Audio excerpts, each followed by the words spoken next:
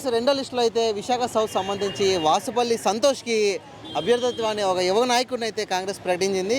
ఇప్పుడే just campaign కూడా start చేసినట్టున్నారు. Congratulation sir. ఎలా ఫీల్ అవుతున్నారు? సౌత్ టికెట్ వచ్చింది, ఎలా ఫీల్ అవుతున్నారు?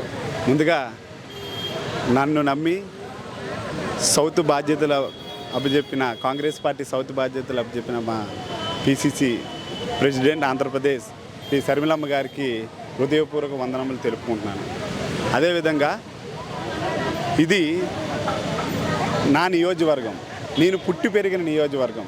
నేను ఇక్కడే పుట్టాను, ఇక్కడే చదివాను, ఇదే ఏరియాలో ఉన్నటువంటి నియోజకవర్గం. ఇది నియోజకవర్గం కింద నేను భావించట్లేదు, నా సొంత ఇంటి, నా సొంత ఇల్లులాగా నేను భావిస్తున్నాను.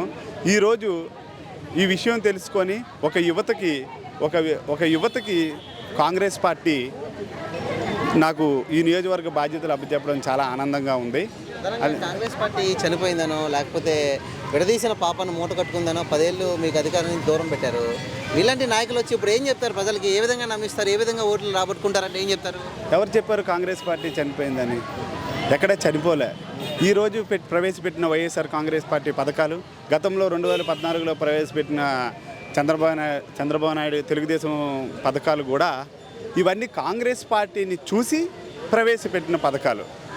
వైఎస్ రాజశేఖర రెడ్డి గారు ప్రవేశపెట్టిన పథకాలు ఈరోజు 2014లో తెలుగుదేశం పార్టీ, 2019లో వైఎస్ఆర్సీపీ పార్టీ, ఈ రెండు పార్టీలు కూడా కాంగ్రెస్ పార్టీ ప్రవేశపెట్టిన పథకాలని కాపీ చేసి అదే జనాలకు ఇస్తున్నారు తప్ప వీళ్ళు స్వతహాగా ఏది పథకం కూడా ప్రవేశపెట్టి జనాలకు ఇచ్చేది ఏమీ లేదు.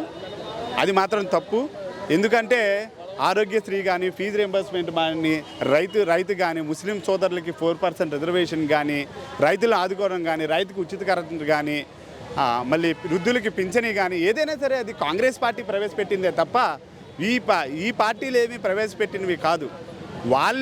కాంగ్రెస్ పార్టీ ఏదైతే ప్రవేశపెట్టిన పథకాలు ఉన్నాయో అవే కాపీ చేసి కంటిన్యూ చేశారు తప్ప వీళ్ళు స్వతహాగా ఏ పథకం కూడా పెట్టి జనాలకి సేవ చేసే ఇది మాత్రం లేదు.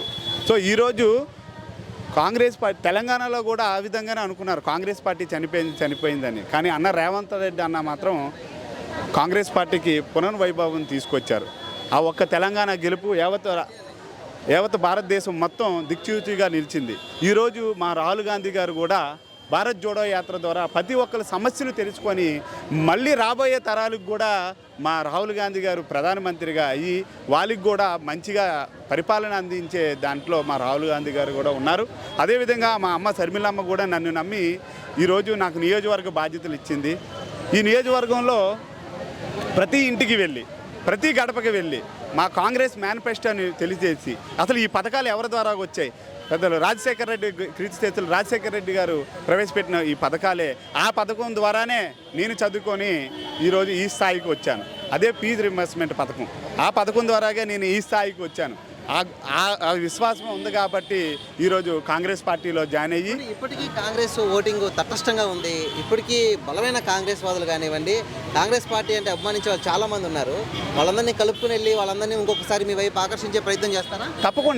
తప్పకుండా కాంగ్రెస్ పార్టీలో ప్రతి కాన్స్టిట్యున్సీలో కేడర్ ఉంది.